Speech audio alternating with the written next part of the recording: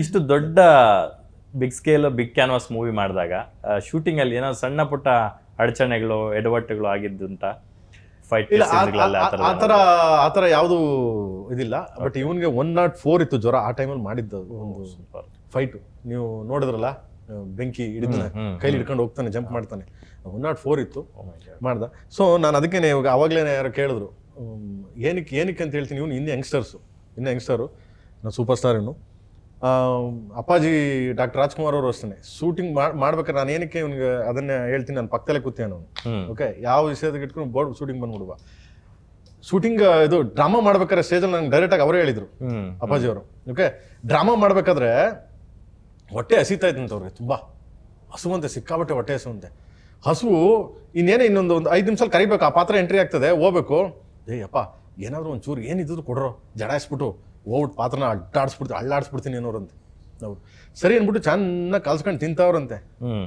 ತಿಂದು ಗಟ್ರಕ್ಕೆ ಹಾಕೊಂಡಿದ್ರೆ ನಿಮಗೆ ಬಂದಂತೆ ಅವ್ರ father is dead. Oh my god. ಈಗ ಸ್ಟೇಜ್ ಮೇಲೆ ಹೋಗ್ತೀರಾ ನೀವು, ನಿಮ್ಮ ಅಪ್ಪ ನೋಡೋಕೆ ಹೋಗ್ತೀರಾ. ಅವ್ರ ಅಪ್ಪ ನೋಡೋಕೆ ಹೋಗಿಲ್ಲ ರೀ, ಸ್ಟೇಜ್ ಮೇಲೆ ಹೋದ್ರು ಅವರು.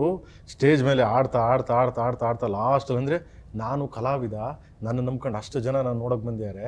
ಸೊ ಅಷ್ಟನ್ನು ಫುಲ್ಫಿಲ್ ಮಾಡಿ ಅವ್ರನ್ನ ರಂಜಿಸಿ ಆಮೇಲೆ ಹೋದ್ರಂತೆ. ಅಥವಾ ಸೇಮ್ ಅಂಬರೀಷಣ. ಯಾಕೆ ಹಂಗೆ ಹೇಳ್ತೀನಿ ಅಂತಂದರೆ, ಯಾವುದೇ ಕಲಾವಿದರಾಗಲಿ ಯಾರೇ ಆಗಲಿ ಫಸ್ಟು ಕಲೆ, ಫಸ್ಟು ಜಾಬು, ವರ್ಕು, ಅದಕ್ಕೆ ಇದು ಕೊಡಿ ಅಂತ. ಅದರಲ್ಲಿ ಇವನು ಅಷ್ಟೇ, ಎನಿಥಿಂಗ್ಸ್ ಹಿಂದೆನೇ ಹೇಳ್ಬಿಡ್ತಿದ್ದ. ಅಟ್ಲೀಸ್ಟು ಯಾವಾಗಾರ ತಿಂಗಳು ಮುಂಚೆ ಹೇಳುವ, ಅದು ಏನು ಈಗ ಹೇಳಲ್ಲ ಅವನು. ನೆಕ್ಸ್ಟ್ ಮಂತ್ ಶೂಟಿಂಗ್ ಅಂದಾಗ ಹೇಳ್ತಾನೆ. ನೆಕ್ಸ್ಟ್ ಮಂತ್ ಶೂಟಿಂಗ್ ಅಂದ್ರೆ ಅಣ್ಣ ಅವತ್ತೊಂದಿನ ಆಗುತ್ತ ಅಣ್ಣ ಅಂತ ಕೇಳ್ತಾನೆ. That is good.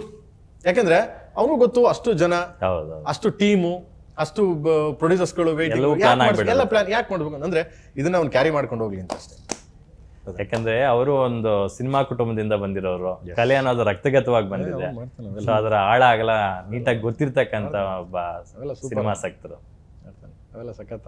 ಇನ್ನೊಬ್ರು ಏನು ಅಂದ್ರೆ, ಕಷ್ಟಪಟ್ಟು ದುಡ್ದಿರೋ ದುಡ್ಡನ್ನ ಇನ್ವೆಸ್ಟ್ ಮಾಡಿ ಅದಕ್ಕಿಂತ 3 ಅವರ್ ಟೈಮ್ ಕೊಟ್ಟು ಥಿಯೇಟ್ರಿಗೆ ಬಂದು ನಮ್ಮನ್ನ ನೋಡ್ತಾರೆ ಅಂದ್ರೇ ವಿ ಆರ್ ಬ್ಲೆಸ್ಡ್.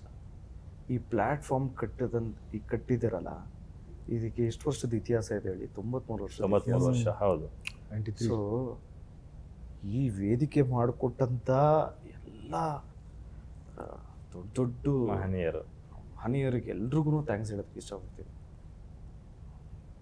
ನಮ್ದು ಇನ್ನೇನೇ ಇದ್ರೂ ಎಲ್ಲ ಸೆಕೆಂಡ್ರಿ ಪ್ಲ್ಯಾಟ್ಫಾರ್ಮ್ ಹಾಕೊಟ್ಟಂಥವ್ರು ಇದ್ದಾರಲ್ಲ, ಹೇಳಿ ಅದಕ್ಕೆ ಕಂಪೇರ್ ಮಾಡಿದ್ರೆ ಗ್ರೇಟ್ ನಿಜವಲ್ಲ ಗ್ರೇಟ್ ಅಲ್ಲ. ಒಂದು ಪ್ರಶ್ನೆ ಕಾಡ್ತಾ ಇರ್ತಕ್ಕಂಥದ್ದು ಅಂದ್ರೆ, ಈಗ ಸೆನ್ಸಾರ್ ಏನೋ ಸಣ್ಣ ಪುಟ್ಟ ಎಡವಟ್ಟಾಗಿದೆ ಅಂತ ಎಲ್ಲರಿಗೂ ಸ್ಪೆಕ್ಯುಲೇಷನ್ ಆಗಿರ್ತಕ್ಕಂಥದ್ದು. 30th ಸಿನಿಮಾ ಬರ್ತಾ ಇದೆ ಅಂತಕ್ಕಂಥದ್ದು. ಈಗ ಎಲ್ಲಾ ಭಾಷೆಯಲ್ಲೂ ಪಂಚಭಾಷೆಗಳಲ್ಲಿ cinema at a time release ಆಗ್ತಿದೆ. ಬರೀ ಕನ್ನಡದಲ್ಲೂ world wide 30th release. Kannada ಮೊನ್ನೆ ಸೆನ್ಸಾರ್ ಆಗಿದೆ, ಕಂಪ್ಲೀಟ್ ಆಗಿದೆ. ನಾಳೆ ಮಂಡೇ ಇದಾಗ್ತಿದೆ. ಮಂಡೆಯಿಂದ ಬೇರೆ ಲ್ಯಾಂಗ್ವೇಜ್ ನೋಡ್ತಾರೆ. ಓಕೆ, ಯಾವಾಗ ಮೈನ್ ಲ್ಯಾಂಗ್ವೇಜ್ ಆಗುತ್ತೆ ಅದಾದ್ಮೇಲೆ 1 by 1 ನೋಡಿ ಕೊಡ್ತಾನೆ. ಡಿಪೆಂಡ್ ಆನ್ ಅವರು ಟೈಮಿಂಗ್ಸು. ಇದು ಅದ್ರ ಮೇಲೆ ನಾವು ಡೇಟ್ಗಳು ಹಾಕೊಂಡು ರಿಲೀಸ್ ಮಾಡ್ತೀವಿ. ಅದ್ರ ಮೇಲೆ ಡೇಟ್ ಹಾಕೊಂಡು ಮಾಡ್ತೀವಿ. ಸೂಪರ್. ಈ ಟ್ರೈಲರ್ ಸಡನ್ ಆಗಿ ಯೂಟ್ಯೂಬ್ ಚಾನಲ್ ಇಂದ ಡಿಲೀಟ್ ಆಗುತ್ತೆ, ರೀವರ್ಷನ್ ಅಪ್ಲೋಡ್ ಆಗುತ್ತೆ. ನಾನು ಅಂದ್ಕೊಂಡೆ ಬಹುಶಃ ನಾನು ಕೀನಾಗಿ ಅಬ್ಸರ್ವ್ ಮಾಡ್ದಂಗೆ ಸಂಜಯ್ ದತ್ ಅವರು ಒಂದು ಕೈಯನ್ನು ಕತ್ತರಿಸಿ ಹಿಂಗೆ ಬಾಯಲ್ಲಿ ಇಟ್ಕೊಂಡು ಹಿಂಗೆ ಬಿಸಾಕ್ತಾರೆ. ಆ ಶಾರ್ಟ್ ಒಂದು ಚೇಂಜ್ ಮಾಡಿರ್ಬೋದು ಅಂತ ನಾನು ಅಂದ್ಕೊಂಡಿದ್ದೆ. ಅಫ್ಕೋರ್ಸ್ ಅದನ್ನ ಡಿಲೀಟ್ ಮಾಡಿದ್ದೀರಾ. ಇನ್ನೂ ಒಂದಷ್ಟು ಸಣ್ಣ ಪುಟ್ಟ ಚೇಂಜಸ್ ಮಾಡಿದ್ದೀರಾ. ಸಂಜಯ್ ದತ್ ಅವರು ಚೀಲ ಹಿಡ್ಕೊಂಡ್ ಯಾಕೆ ಅಂದ್ರೆ ಇವಾಗಿರೋ ಸೆನ್ಸಾರ್ ಗೈಡ್ಲೈನ್ಸ್ ಇದೆ. ಇವಾಗ ಮೊದಲೆಲ್ಲ ಯೂಟ್ಯೂಬ್ಗೆಲ್ಲ ಸೆನ್ಸಾರ್ ಇರಲಿಲ್ಲ, ಯೂಟ್ಯೂಬ್ಗೆ ಏನ್ ಬೇಕಾದ್ರೂ ಹಾಕ್ಬೋದಾಗಿತ್ತು. ಸೊ ಸಿನಿಮಾ ಅಂತ ಬಂದಾಗ ನಿಮ್ಗೆ ಸೆನ್ಸಾರ್ ಇದೆ. ಸಿನಿಮಾ ಅಂತ ಬಂದಾಗ ನೀವು OTT ಮಾಡ್ಕೊಂಡ್ರೆ ಮಾಡ್ಕೋಬಹುದು, ನಿಮ್ ಇಷ್ಟ. OTT ಅಂದ್ರೆ ಅದು ನಿಮ್ ಇಷ್ಟ, ನೀವೇನ್ ಬೇಕಾದ್ರೂ ಮಾಡ್ಕೋಬಹುದು. ಯೂಟ್ಯೂಬ್ಗೆ ಪಿಕ್ಚರ್ ರಿಲೀಸ್ ಮಾಡ್ಬೇಕು, ನೀವೇನ್ ಬೇಕಾದ್ರೂ ಮಾಡ್ಕೋಬಹುದು. ಥಿಯೇಟರ್ಗೆ ನೀವು ತರಬೇಕು ಅಂದಾಗ ಅದಕ್ಕೆ ಟ್ರೈಲರ್ಗೂ ಒಂದು ಗೈಡ್ಲೈನ್ಸ್ ಕೊಟ್ಟಿರ್ತಾರೆ. ಸೊ ಅದೇನಾಗೋಯ್ತು, ನಮ್ಗೆ ಇದು ಹರಿವಾಗಿರ್ಲಿಲ್ಲ, ಅದನ್ನ ಹಾಕಿದ್ವಿ. ದೆನ್ ಅದಾದ್ಮೇಲೆ ಅವ್ನು ಕೇಳ್ದ, ಇಲ್ಲ ನೀವು ಗೈಡ್ಲೈನ್ಸ್ ಬಿಟ್ಟು ಮಾಡಿದೀರಾ ಅಂತ. ನಾವು ಹೇಳ್ದೆ okay sorry anythings. Then okay immediate ಮಾಡ್ದೆ ಈ ಗೈಡ್ಲೈನ್ಸ್ ಮಾಡಿ ಬಟ್ ಓನ್ಲಿ 3 hours 4 hours ಕೊಟ್ಟರು ಪಾಪ. ಅದಕ್ಕೂ ಏನು ತೊಂದರೆ ಕೊಡ್ಲಿಲ್ಲ ಅವರು. ಎಸ್ ಐ ಕ್ಯಾನ್ ಅಂಡರ್ಸ್ಟ್ಯಾಂಡ್, ನಿಮ್ಗೆ ಅದು ಗೊತ್ತಾಗ್ಲಿ ಇಲ್ಲದೆ ಇರ್ಬೋದು. ಬಟ್ ಎನಿವೇ ಇಮಿಡಿಯೇಟ್ ಅದನ್ನ ಇದನ್ನ ಮಾಡಿ ಅಂತ 6 hours ಅಲ್ಲಿ ಹಂಗೆ ಇದಾಗೋಯ್ತು ಅದು.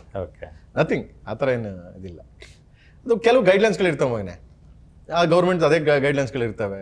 ಸೊ ಸೆನ್ಸಾರ್ ಅಂದಮೇಲೆ ಅದೆಲ್ಲ ನಾವು ಪಾಲನೆ ಮಾಡಲೇಬೇಕಾಗತ್ತೆ. ಓಕೆ, ಈ ಜಾತಿ ಆಮೇಲೆ ಆ್ಯಂಡ್ ಕೆಲವು ಅಬ್ಯೂಸ್ ವರ್ಡ್ಸ್ಗಳು ಆ್ಯಂಡ್ ದೆನ್ ಹೆಣ್ಮಕ್ಳನ್ನ ಹೆಂಗೆ ತೋರಿಸೋದು ಆ್ಯಂಡ್ ದೆನ್ ಕೆಲವೆಲ್ಲ ಅವ್ರವ್ರದ್ದೇ ಅದೊಂದು ಇರ್ತದೆ. ಪ್ರಾಣಿ ಪಕ್ಷಿಗಳ ಬಳಕೆ. ಪ್ರಾಣಿ ಪಕ್ಷಿಗಳ ಬಳಕೆ ಹಂಗನ್ಬಿಟ್ಟು ಎಲ್ಲಾನು ಹಿಡಿಯಲ್ಲ, ಕ್ರಿಯೇಟಿವಿಟಿಗೆ ಎಲ್ಲಾನು ಇದು ಮಾಡಲ್ಲ ಅವರು. Okay. ಕೆಲವು ಯಾರಿಗೂ ತೊಂದರೆ ಆಗಬಾರ್ದು, ಸಮಾಜಕ್ಕೆ ಯಾವ್ದೊಂದು ಕೆಟ್ಟ ಇದಿರಬಾರ್ದು ಅನ್ನೋ ಒಂದು ದೃಷ್ಟಿಯಿಂದ ಹೇಳ್ತಾರೆ. ಓಕೆ. ಅದು ತಪ್ಪೇನಿಲ್ಲ, ಅವ್ರ ಜಾಬ್ ಅವ್ರು ಮಾಡ್ಯಾರ, ನಮ್ಮ ಜಾಬ್ ಕೆಲವು ನಾವು ಪದಗಳು ಮಾಡಿದ್ದೀವಿ. ಮ್ಯೂಟ್ ಮಾಡಿದ್ರೆ ಕೆಲವು ಪದಗಳನ್ನ ಡಿಲೀಟ್ ಮಾಡಿ. ಓಕೆ, ಅದು ಸಿನಿಮಾದಲ್ಲೂ ಸೇಮ್ ಕಂಟಿನ್ಯೂ ಆಗುತ್ತೆ ಅದು. Obviously okay. ಆಬ್ವಿಯಸ್ಲಿ ಖಂಡಿತ ಟ್ರೈಲರ್ ಅಲ್ಲೇ ಮಾಡಿದೀವಿ ಅಂದ್ರೆ ಸಿನಿಮಾದಲ್ಲಿ OTT-ಗೆ OTT ಇರುತ್ತೆ. OTT. OTT-ಗೆ ಅದಕ್ಕೆ ಸಂಬಂಧನೇ ಇಲ್ಲ ನಿಮ್ಗೆ. ಓಕೆ. OTT-ಗೂ ಇದಕ್ಕೂ ಸಂಬಂಧನೇ ಬರಲ್ಲ. ಓಕೆ. OTT ಇದ್ದೇ ಇರುತ್ತೆ, ಸೂಪರ್. OTT ಇದ್ದೇ ಇರುತ್ತೆ ನಿಮ್ಗೆ.